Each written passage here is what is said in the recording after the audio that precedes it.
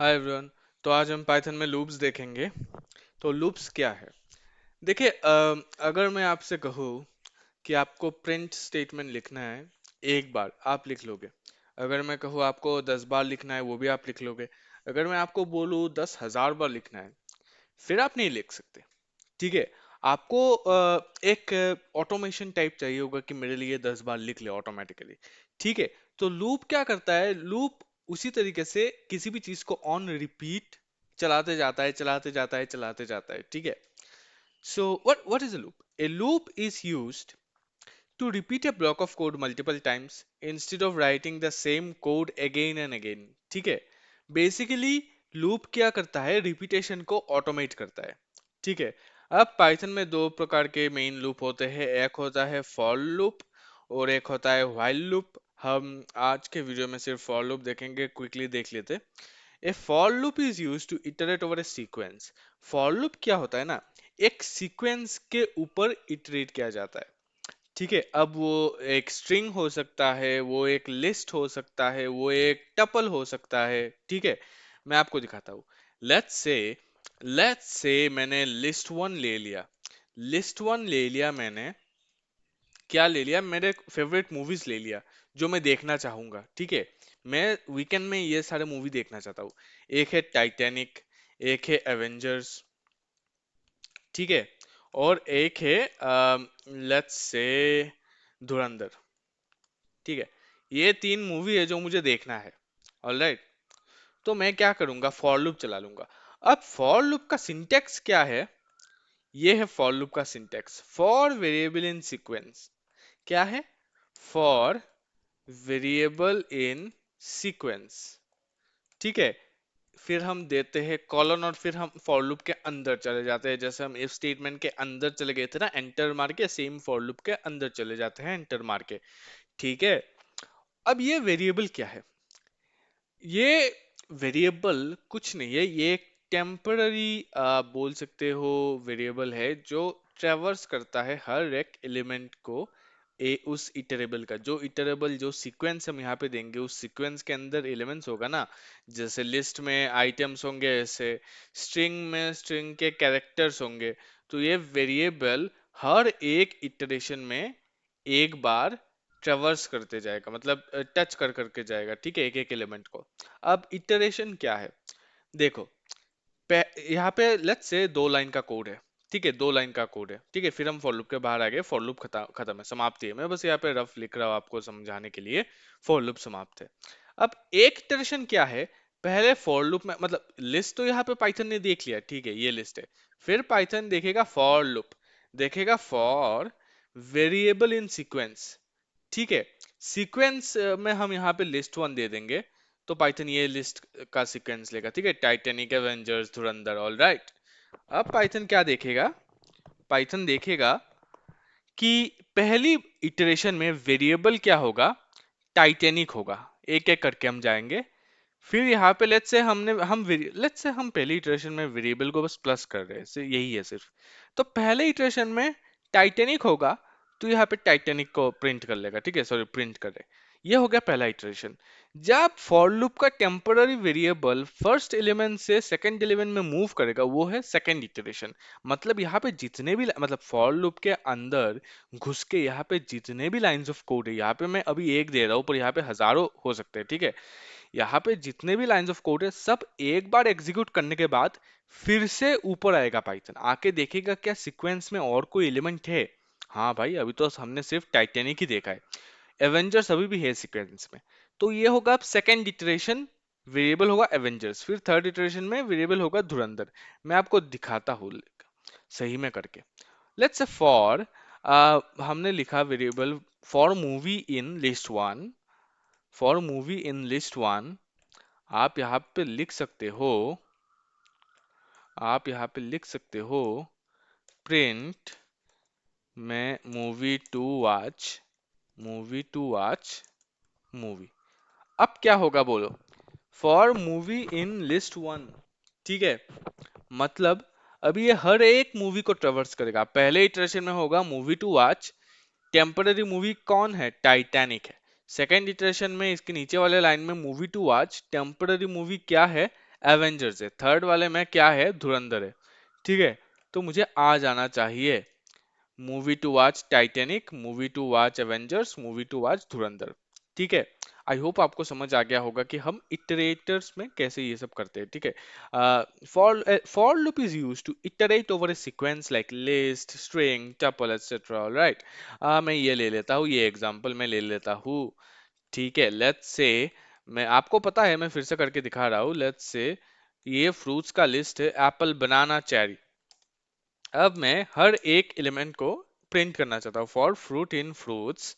ठीक है, मैं यहाँ पे ये ऑटोमेशन टाइप है, मैं यहाँ पे ऐसे भी कर सकता हूँ, मैं यहाँ पे ऐसे भी कर सकता हूँ, प्रिंट फ्रूट्स जीरो इंडेक्स। ठीक है, फिर फ्रूट्स वन इंडेक्स, ऐसे मैनुअली भी कर सकता हूँ, पर मैं ऐसा नहीं करूंगा। जब पाइथन ने हमें लूप प्रदान किया है, पाइथन हमारी मदद कर रहा है ऑटोमेट करने में, तो हम क्यों ना करें। ठीक है, लूप के द्वारा फॉर फ्रूट इन फ्रूट्स। ठीक है, इस फ्रूट्स का हर एक element, for fruit in fruits, हम प्रिंट करेंगे फ्रूट को। तो मुझे दिख जाना चाहिए, बिना किसी गलती के मुझे दिख जाना चाहिए एप्पल, बनाना, चेरी। ठीक है, एप्पल, बनाना, चेरी मुझे दिख गया, मैं खुश हूं पाइथन से। ठीक है, चलिए, अब रेंज क्या है। The range function in Python generates a sequence of number commonly used for looping specific number of times. Basically range क्या करता है, एक sequence of number को वो अपने आप से generate करके देता है। ठीक है, जिसको हम for loop में यूज कर सकते हैं। जैसे मैं बताता हूँ। ठीक है, लेट्स से मैं यहाँ पे लिख दूँ range 10। अब ये क्या है, ये पाइथन इसको, यहाँ पे जैसे मैं रेंज 10 दूंगा, तो पाइथन एक रेंज ऑफ नंबर जनरेट कर देगा, जो शुरू होगा 0 से और एंड होगा 10 - 1 तक, मतलब 9 तक।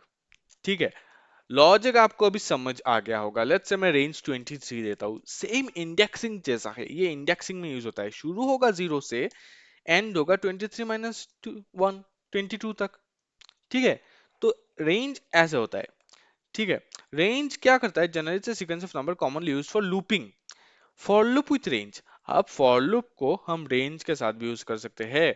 ए फॉर लूप, पहले हमने ये देख लिया हमें सीक्वेंस के साथ कैसे यूज करना है। ठीक है, देखो गाइस, लिस्ट में, स्ट्रिंग में और टपल में वो सेम ही तरीका है, मतलब टेम्परेरी वेरिएबल हर एक एलिमेंट को ट्रैवर्स करते जाएगा। ठीक है, रेंज में क्या करना है, ए for loop with range is used to repeat a block of code a specific number of times by iterating over a sequence of number। Same logic ही है, सेम लॉजिक ही है। मतलब रेंज में जो नंबर ऑफ रेंज जनरेट होगा, range of number generate होगा ना, वो वहां पे हर एक नंबर को एक एक बार इटरेट करके जाएगा फॉर लूप। ठीक है, जैसे मैं यहाँ पे अगर लिखूं रेंज 5, इसका मतलब क्या है, रेंज है 0 1 2 3 4, 4 तक जाएगा ना, क्योंकि एंड में 5 - 1 तक जाएगा, मतलब यहाँ पे जो नंबर आप स्पेसिफाई दोगे एंड वो -1 तक जाएगा। तो ये है हमारा रेंज 0 1 2 3 4। अब अगर मैं इस रेंज में फॉर लूप चलाऊं, तो कुछ नहीं, लिस्ट वाले में जैसे हो रहा था ना, एक एक एलिमेंट के थ्रू जा रहा था, यहाँ पे पहले 0 होगा, फिर 1 होगा, फिर 2 होगा, फिर 3 होगा। समझ गए आप, लॉजिक समझ गए। ठीक है, मैं एक लिख के देता हूँ, फॉर नम इन रेंज 5। अब इसका मतलब क्या है, अब मतलब है रेंज 5 0 to 4। जब भी आप यहाँ पे रेंज 5 देखोगे 0 to 4, अगर मैं यहाँ पे 10 लिखता हूँ 0 to 9, अगर मैं यहाँ पे 100 लिखता हूँ 0 to 99। तो for num in range 5 means पहले इटरेशन में नम होगा 0, दूसरे इटरेशन में नम होगा 1, तीसरे इटरेशन में नम होगा 2, फिर 3, फिर 4, फिर खत्म हो जाएगा, क्योंकि 5 तो इंक्लूडेड नहीं होगा। अगर मैं यहाँ पे प्रिंट नम लिखूँ, तो मुझे 0 से 4 आ जाना चाहिए। ये देखिए 0 1 2 3 4, ये हर एक इटरेशन में प्रिंट स्टेटमेंट को बार बार एग्जीक्यूट कर रहा है, और by default print new line में शुरू होता है, तो हमें न्यू न्यू लाइन में दिख रहा है। ठीक है, ऑल राइट। अब रेंज में कुछ स्पेसिफिकेशन है, हम देख लेते हैं। बेसिक तो हमें पता है भाई, अगर यहाँ पे सिर्फ एक नंबर लेंगे, वो जीरो जीरो से वो नंबर -1 तक जाएगा। अब हमने जैसे देखा था ना, स्ट्रिंग में स्ट्रिंग स्लाइसिंग होता था, फिर स्ट्रिंग में हम इंडेक्सिंग करते थे, थोड़े मॉडिफाई कर सकते थे। रेंज में भी ऐसा हम कर सकते हैं। ठीक है, क्या होता है रेंज में, चलिए, variations of range. The range function in Python has 3 main variation. देखो, हम जो बाय डिफॉल्ट देते हैं वो रेंज स्टॉप देते हैं। रेंज स्टॉप मतलब स्टार्ट होगा जीरो से, और वो नंबर जो देते हैं वो -1 तक जाएगा, जो है बाय डिफॉल्ट जिसे हम स्टॉप कहते हैं, ठीक है। जैसे रेंज 5 हमने दिया था, 0 से 4 तक जाएगा, 0 1 2 3 4, ठीक है। तो ये है हमारा बाय डिफॉल्ट चीज जो देते हैं हम रेंज पे, रेंज स्टॉप। जैसे ये रेंज स्टॉप है, ठीक है। अब रेंज में हम एक स्टार्ट इंडेक्स भी स्पेसिफाई कर सकते हैं। Range start comma stop starts from the, यहाँ पे जो भी हम नंबर देंगे, अगर देखो बाय डिफॉल्ट स्टार्ट जीरो रहता है, ठीक है। जैसे इस केस में हमने स्टॉप स्पेसिफाई किया 5, स्टार्ट जीरो है, तो जीरो से शुरू हो रहा है 5 - 1 तक। हम स्टार्ट को स्पेसिफाई भी कर सकते हैं, ठीक है। तो उसमें क्या होता है, स्टार्ट्स फ्रॉम जो भी हमने स्पेसिफाई किया, और एंड में स्टॉप -1 तक जाएगा। जैसे यहाँ पे रेंज 2 to 6 है, तो शुरू तो होगा 2 से, इस बार जीरो से शुरू नहीं होगा, 2 से शुरू होगा, और यहाँ पे 6 - 1 मतलब 5 तक जाएगा। तो ये हमारा हो गया स्टार्ट स्टॉप, स्टार्ट स्टॉप। ये देखो 2 3 4 5 तक गया, ठीक है, 6 टच नहीं करेगा। जैसे हमने देखा था स्लाइसिंग में एक स्टेप भी होता है, पैरामीटर क्या करता है, जंप करता है, जंप, ठीक है। तो हमने लेट्स से यहाँ पे स्टार्ट मेंशन कर लिया, स्टॉप मेंशन कर लिया। स्टेप का मतलब है हमें एक स्टेप माइनस करके जंप करना है, इंक्रीमेंट बाय स्टेप। जैसे रेंज 1 10 2 है, मतलब यहाँ पे 1 से 9 तक जाएगा। Start is 1 and stop is 10, मतलब 1 से 9 तक तो जाएगा। और 2 हमने स्टेप दे दिया है तीसरे पैरामीटर में कोमा देके, मतलब 2 - 1 1, मतलब एक एक बीच में स्किप करेगा।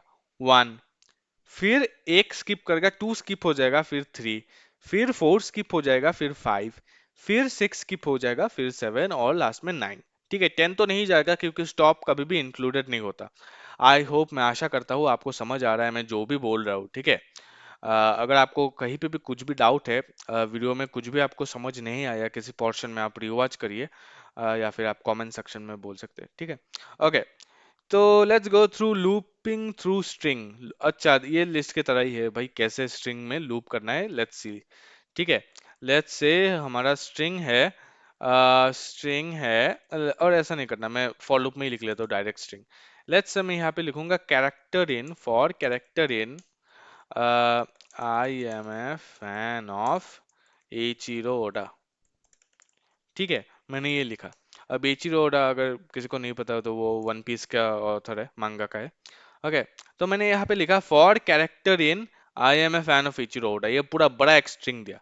अब मैं अगर कैरेक्टर को प्रिंट करूँ, पहले इटरेशन में होगा आई, दूसरे इटरेशन में होगा ये स्पेस खाली जगह, तीसरे में ए, फिर एम, फिर से खाली जगह, ठीक है, फिर ए, फिर से खाली जगह, मतलब आप समझ रहे हो, ठीक है।